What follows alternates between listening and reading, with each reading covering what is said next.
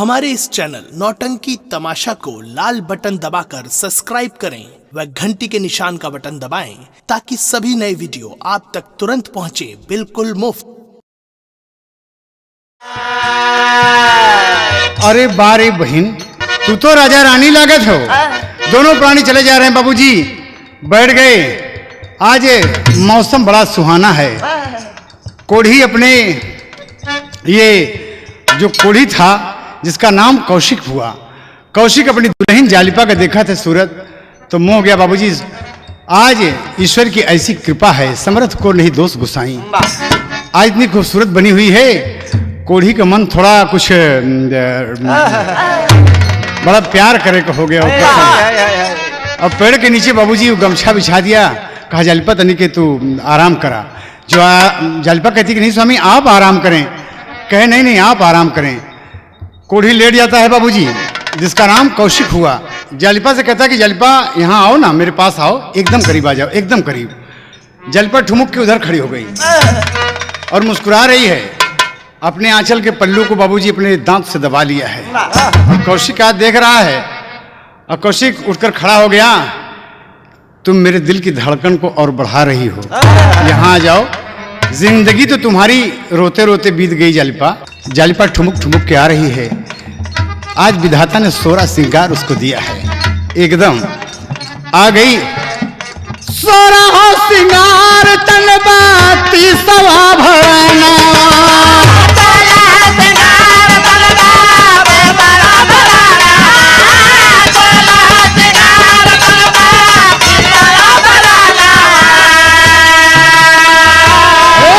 चरा पकड़ के बैठा देखेला सजनवा। आंचल पकड़ के, अरे वाह, आंचल पकड़ के बाबूजी घुटना टेक कर बैठा है और जालिपा को देख रहा है और उसके एक एक बाल हवा में लहरा रहे हैं बाबूजी।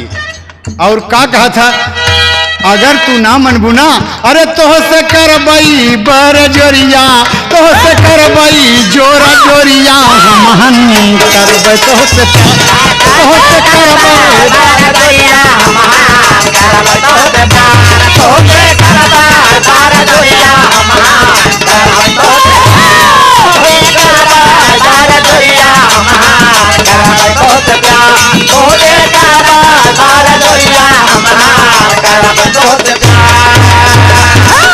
इतनी खूबसूरत बात बोला कि जालिपा आओ जरा बैठो ना। जालिपा आ गई, बैठ गई अपने पिया के पास। किसकी बहुत थक हो गया बाबा, लाओ तो हर पाँव दबा दी।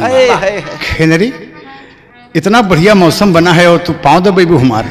हाँ, सारा मामला ठंडा ना हो जाए। तो आज जालिपा हमारे खुशी में बोला था बाबूजी।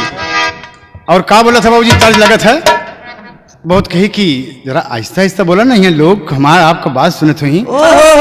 चोरी ना है, तू तो हमार ना हो। भगवान की मर्जी है, ईश्वर की कृपा से हम दोनों एक हुए हैं। हम कैसे थे और कैसे हुए हैं, जालिपा आओ ना मेरे पास। जालिपा के दोनों हाथ पकड़ के बाबूजी अपने पास बैठाया और दोनों गालों पे हाथ रख के, जैसे वो चाहता है कि उसका माथा चूम ले, जैसे चाहता है कि हम उसका माथा चूम लें, तब तक जालिपा पीछे हट गई। और पीछे हट गई, उसके मन में बड़ी दया आ गई। एकदम उसका हृदय एकदम वो हो गया कि मारे खुशी में फूली ने समाई कि हमारा पिया कितना प्यार करना जानता है। और क्या कह रही कि जानते हैं आप, जब जब मैं आपको लेकर घूम रही थी, मेरे मन में बड़ी अभिलाषा होती थी। लोग अपने धर्मपत्नी के साथ मेले में, तीर्थ यात्रा में जब जाते थे तो मेरा भी लगता था, मेरा भी मन कहता था स्वामी, मेरा भी मन कहता था कि मैं भी आपको सुंदर ढंग से प्यार करूं। अफसोस कि मेरी वो दशा नहीं थी। और यही बात कहती है, जानते हैं स्वामी, एक पल के लिए भी जब आप हमसे जुदा हो जाते थे तो मेरा दिल नहीं लगता था। और क्या कहती है बाबूजी, जियो विजयलाल सही है बेटा।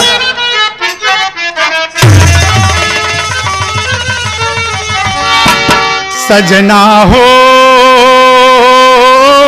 तोरे बिन जिया नहीं लागे रे, तोरे बिन जिया नहीं लागे। सजना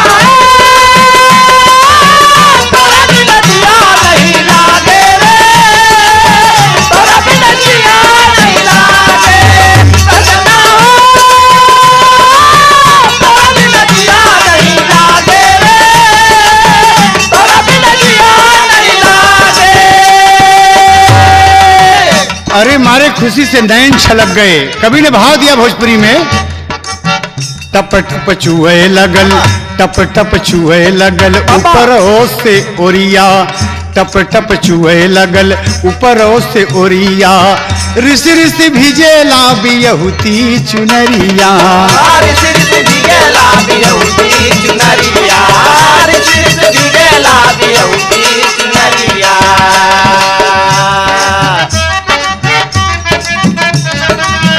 अपने अंगनमा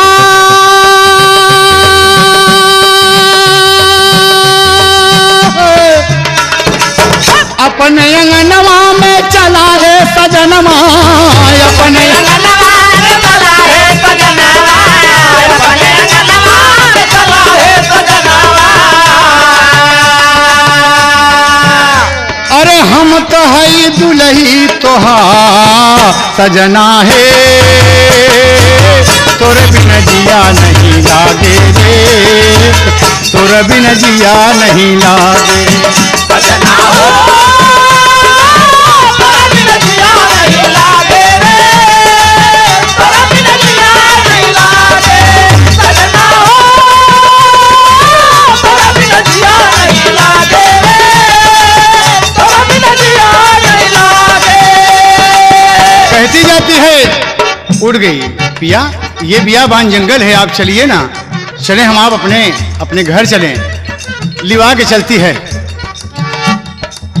बहन अनसुईया जी के दिहली दुहैया, बहन अनसुईया जी के दिहली दुहैया, बहन अनसुईया जी के दिहली दुहैया।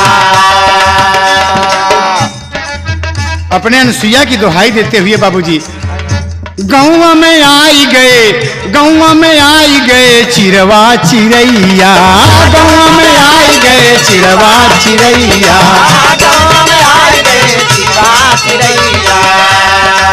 देख के खातिर जुटल नर नरिया, देख के खातिर नरा नरिया, देख के खातिर जुटल नरा नरिया। अरे जाली पाक सोरहो सिंगार सजना है, तोरे बिन जिया नहीं लागे रे, तोरे बिन जिया नहीं लागे। सजना है, तोरा बिन जिया नहीं लागे। बड़े प्रेम से दोनों रहने लगे। तोरा बिन जिया ये भाग एक है सीढ़ी का, दूसरे भाग में आप अब महासती अनसुईया दूसरे भाग में सुने। तोरा बिन जिया नहीं लागे। सजना हो, तोरा बिन जिया नहीं लागे रे, तोरा बिन जिया नहीं लागे।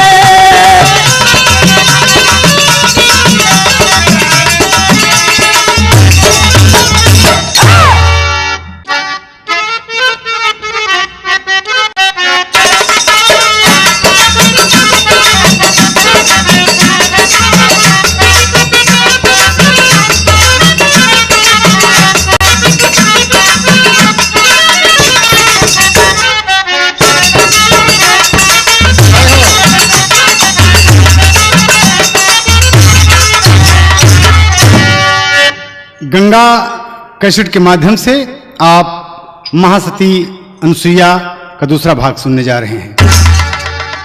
देखिएगा आप, यहां से अनसुईया ने क्या क्या किया, बड़ी रोचक दास्तान पौराणिक पेशकश आपके सबके सामने पेश है। ध्यान देंगे, गौर करेंगे, हर तरह के लोगों को सुनने के लिए लायक बात है और बढ़िया बात मिलेगी आपको। यहां जब अनसुईया ने इतना बड़ा कमाल किया तो नारद भगवान के मन में एक बात आ गई कि वाह, ये अनसुईया तो कमाल कर गई, सतियों में महासती अनसुईया, उसका नाम सतियों में अग्रगणी हो गया। बहुत खुशी हुई और नारद जी झगड़ा लगाए मेरे देवलोक में पहुंच गए। कहां पहुंचे? पहले कैलाशपुरी में पहुंचते हैं। कैलाशपुरी में पहुंचते हैं और अलग जगा दिए नारायण नारायण नारायण। कैलाश पर उस वक्त शिवशंकर जी नहीं हैं और गिरिजा जी अकेली बैठी हैं। तो नारद जी को देखा, कहा आइए देवर्षि, आइए आइए आइए, क्या बात है? कहा अनुसुईया की जय हो, महासती अनुसुईया की जय हो, महासती अनुसुईया की। गिरिजा जी चौंक गई, क्या रे ये अनुसुईया कौन है? कहा अरे देवी आप नहीं जानती, तीनों लोग जानता है और अफसोस कि आप नहीं जानती। कि नहीं तो एक कवि ने एक तर्ज दिया कि नारद भगवान जाके चुंगली लगायो रे, चुंगली लगायो। नारद भगवान जाके चुंगली लगायो रे, चुंगली लगायो। नारद भगवान जाके चुंगली लगायो रे, चुंगली लगायो। अरे अनुसुईया वो देवी है रात और दीनवा का रोक ले देवी, रात और दीनवा का रोक ले देवी, रात और दीनवा का रोक ले देवी। रात और दीनवा के रोक ले देवी, रोक ले देवी। सतियन में सबसे पहले नमवा लिखायो रे, नमवा लिखायो। सतियन में सबसे पहले नमवा लिखायो रे, नमवा लिखायो। सतियन में सबसे पहले नमवा लिखायो रे, नमवा लिखायो। भगवान जाके चुंगली लगायो रे, यही बात हो रही है। और गिरिजा कहती है कि अरे सतियन में सबसे पहले हम लोग कहाँ गए, कहाँ हमने कहन की। अरे गिरिजा लिवा के पहुंचती है कहाँ, क्षीरसागर में लक्ष्मी के पास। नारद जी वही बात वहां भी बताए, लक्ष्मी को गुस्सा आ गया, ब्रह्माणी के पास पहुंचे, ब्रह्माणी जी को बताए कि महासती अनुसुईया की जय हो, महासती अनुसुईया की। नारद भगवान सबसे बताए कि आप लोग देवताओं की पत्नी होके, आप ब्रह्माणी, आप लक्ष्मी, आप गिरिजा जी सब बेकार। सबसे आगे निकल गई महासती अनुसुईया। अरे बाप रे 6 महीने की रात और 6 महीने का दिन कर दिया। क्या कहते हो नारद जी? नारद जी कुछ सोच समझ कर बोला कीजिए। कहा देवी नाराज ना होइए, रुष्ट ना होइए, हम जो कह रहे हैं एकदम सही कह रहे हैं। नारायण नारायण। 6 महीने का सूरज, 6 महीने सूरज नहीं निकला और 6 महीने रात का रात रह गई। जरा सोचिए आप। और जालिपा वो उसकी बहन जिसका पति कोढ़ी था, उसके सतीत्व से उसका कोल ठीक हो गया, अपने आयु बल पे मरेगा। तो ऐसी सती को आज पूरे संसार में अनुसुईया की जय, अनुसुईया की जय, अनुसुईया की जय। नारद जी इतना कह के चले गए बाबूजी। तीनों देवियां को गुस्सा आ गया कि हम लोगों को रहते हुए एक मृतलोक की साधारण सी नारी और पतिव्रता कहलाए, महासती कहलाए, ये धिक्कार है हमारी जिंदगी को। और जब नारद जी कह के चले गए, शंकर जी कैलाश पर विराजमान हुए। डमरू बज गया भोलेनाथ का, डमरू बज गया। गिरिजा जी के बनाना आवा आवा आवा, आजा दुल्ही आजा आजा। तो जरा भूख भूख लगी है, कुछ भांग धतूरा कुछ घोट घाट के हमके दे और कुछ खावा जाए। आज त्योरी चढ़ी है गिरिजा माँ की। कहे भोजन ले बा, कहे भोजन ले बा, कहे हाँ, कहे अच्छा भोजन देते। तो क्या कहती बाबूजी? हाँ सही हो।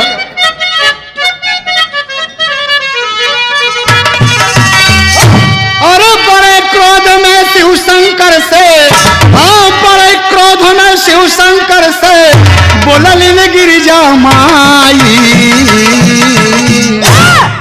हाँ बड़े क्रोध से शिव शंकर से, अरे बड़े क्रोध में शिव शंकर से बोललिन गिरिजा माई। भोजनमा भोजनमा भोजनमा तोहके देई, चली जा अनुसुईया के दुआरी। भोजनमा तोहके देई, चली जाया अनुसुईया के दुआरी। भोजनमा तोहके देई, चली जाया अनुसुईया के दुआरी।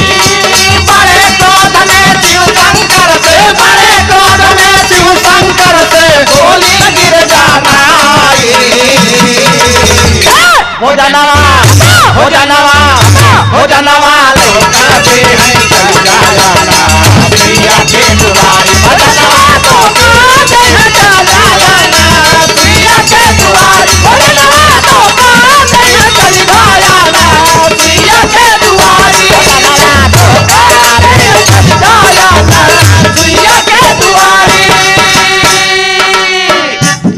अनुसुईया का नाम ले रही हो, इस तरीके से कह रही हो? अरे देवी, उसके सामने लगाओ महासती अनुसुईया। कहे हाँ हाँ हाँ, वही भोजन दे दो के जल जाए। अब आज भोजन गिर जाना नहीं, अब आज से हमसे भोजन न मांगे। तो भोलेनाथ कहा थी, एक बात बताओ, हमका जनाला नारद बाबा हिया आइलन, हमका जनाला नारद बाबा हिया आइलन, हमका जनाला नारद बाबा हिया आइलन। महासती वाली सारी बतिया बतैलन, महासती वाली सारी बतिया बतैले, महासती वाली सारी बतिया बतैले। हाँ, बड़े प्रेम से पूछ रहे हैं गिरजा से शिवराई। भोजनमा तोहके देई, चली जा अनुसुईया के दुआरी। भोजनमा तोहके देवी चली जाया सुइया के दुआरी, भोजनवा तोहका देवी चली जाया सुइया के दुआरी। बड़े क्रोध में शिवजी बोले, बड़े क्रोध में शिव शंकर में बोले गिरधाराई। भोजनवा तोहका देवी चली जाया सुइया के दुआरी, भोजनवा तोहका देवी चली जाया सुइया के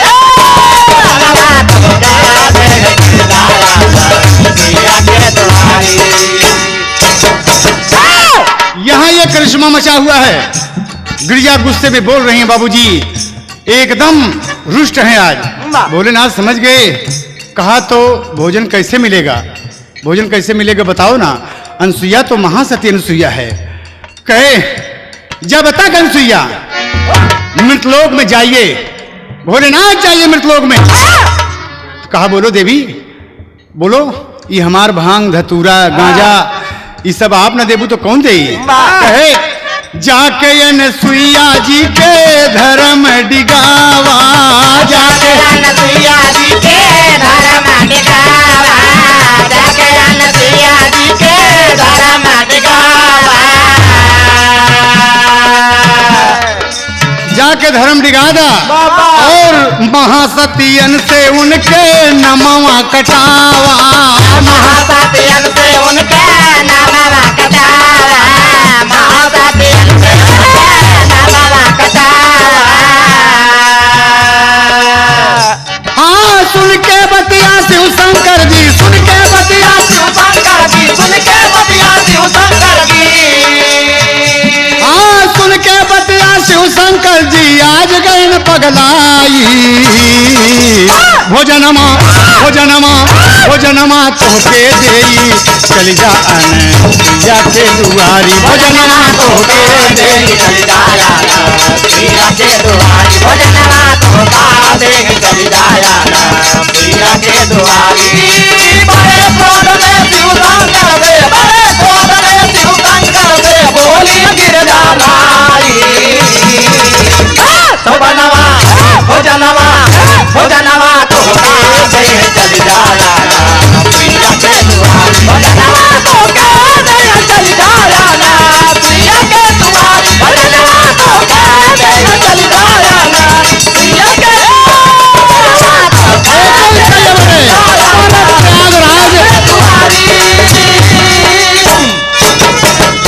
इतनी सी बात नहीं हुई दोस्त।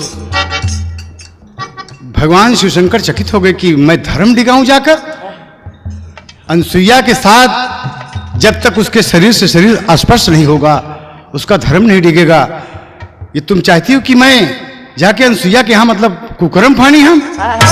कहे हाँ, अनुसुईया का नाम जब तक अनुसुईया का नाम उससे हटेगा नहीं, महासतियों से नाम उसका हटेगा नहीं, हम नहीं मानते। भोलेनाथ जी बाबूजी अपने मन में विचार कर लिए, कि ठीक है देवी, मेहरारू के आगे जब देवता झुक गए तो आजकल के मनई की बातें देवता आज वही महासती अनुसुईया का धर्म डिगाने के लिए शंकर जी चल दिए बाबूजी। शंकर जी चल दिए और इधर क्षीरसागर में विष्णु भगवान जब पहुंचे तो लक्ष्मी जी एकदम कुप्पा फुला के बैठी हैं। भगवान बोले कि भाई दुनिया खा लिया, हम पालनहार हैं, सबको खिला दिया हमने, जीव जंतु छोटे छोटे जानवर से लेके सबको खिला दिया भोजन, तो आइए हम दोनों प्राणी भी खाएं, कहीं भोजन न मिली। लक्ष्मी बोली भोजन न मिली, जा। अरे क्या बात है? कहे तो के सबका भोजन अनसुईया दे। कहे नारद जी आ रहे का ही वो समझ गए कि बस कौन चुंगलखोर यहाँ पहुंचा। कहे नारद जी आ रहे, कहे हाँ नारद जी आ रहे। नारद जी बताए कि महासती अनुसुईया, अनुसुईया की जय, अनुसुईया की जय। और हम लोग देवमंडल से सुन रहे हैं, देवलोक से सुन रहे हैं, अनुसुईया की जय, अनुसुईया की जय, अनुसुईया की जय। अनुसुईया इतनी बड़ी सती हो गई।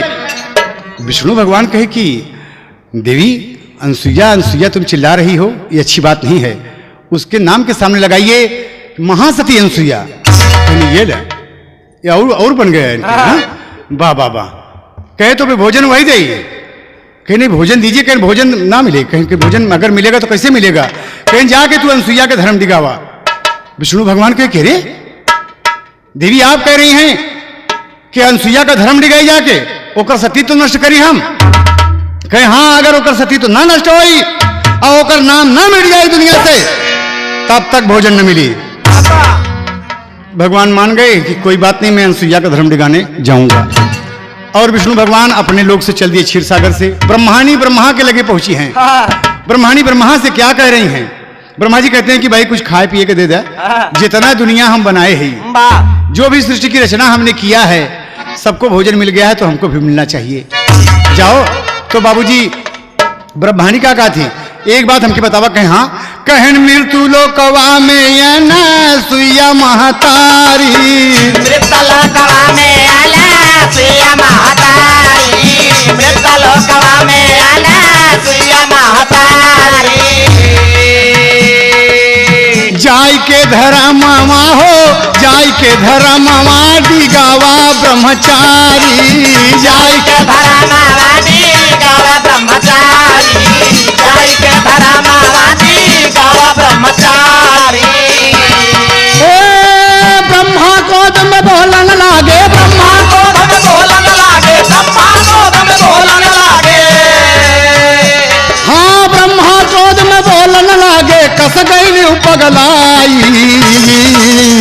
भोजनमा भोजनमा भोजनमा तोहके देई, चली जा अनुसुईया के दुआरी। भोजनमा तोहके देई, चली जा अनुसुईया के दुआरी। भोजनमा तोहका देई, चली जा अनुसुईया के दुआरी।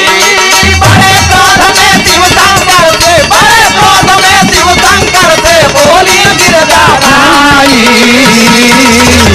भोजनमा भोजनमा भोजनमा तोहके देई, चली जा अनुसुईया के दुआरी। भोजनमा तोहके देई, चली जा अनुसुईया के दुआरी। भोजनमा तोहके देई, चली जा अनुसुईया के दुआरी।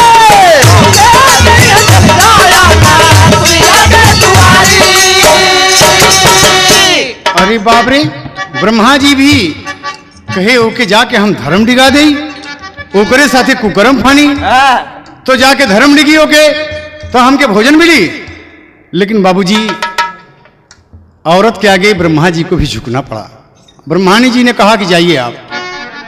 तीनों भगवान तीनों जन से नाम बताए हैं।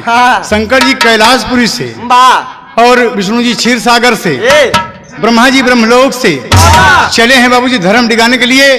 आई अपने मन में सोचा थी कि एका तो हम के करेगा है, एका न शंकर जी के करेगा और न विष्णु जी के करेगा। विष्णु जी सोचते हैं कि एका हमके करेगा, न शंकर जी करेगा, न ब्रह्मा जी के। शंकर जी सोच रहे हैं कि एका हम ही के करेगा बाटे, न एक विष्णु जी के करेगा, न ब्रह्मा जी के करेगा।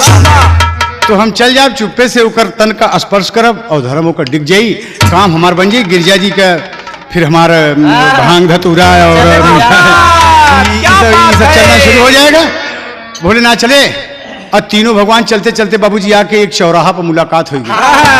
तो देखा भगवान का माया ही कि वो उधर से, वो पश्चिम से, वो पूरब से, वो दक्षिण दिशा से, तीनों जने का भैया प्रणाम। विष्णु भगवान शंकर भैया प्रणाम।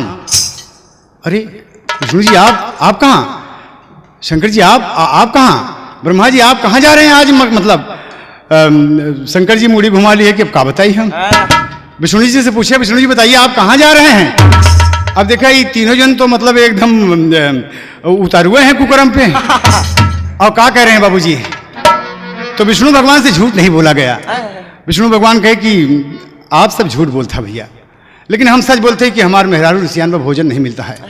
और भोजन नहीं मिलता बा, वो नारद जी पहुंच गए, वो लगा दिए चुगली, ले अब कहने कि भोजन नहीं मिलेगा, भोजन नहीं मिलेगा जब तक कि अनुसुईया का धर्म न डिगा देगा। अरे शंकर जी कहनी यही मामला था हमारे की यहाँ फंसा। ब्रह्मा जी का बोला थे कि यह बात तो हम लेके परेशान है भाई, ये धर्म देगे तो कैसे डिगे, वही हम जात है।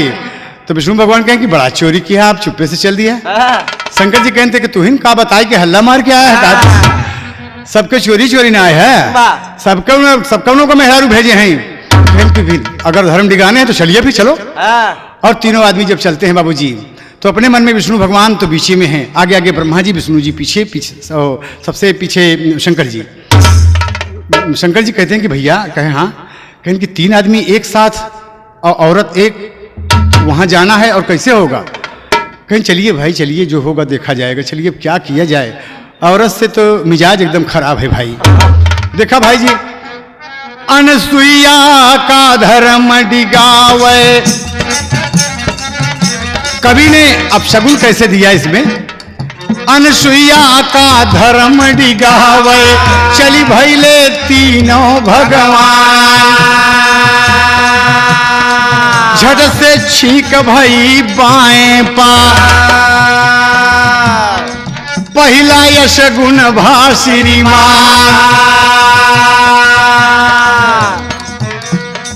सन का सांप मिला रहिया माए, आचर खोले बाझ खान, काना बाभन स्नान करत बा, काना बाभन स्नान करत बा, तेली कुपाली हे भेटा, सियारा आगा काट के निकरा, डगरा लोखरी मिली उतार, कागा बोलई बणरिया ऊपर, कुकुरा बोलैया न काता। अरे कुटिया के गोइड़े जब पहुँचे, कुटिया के गोइड़े जब पहुँचे, बड़े जोर गदहा चिचिया,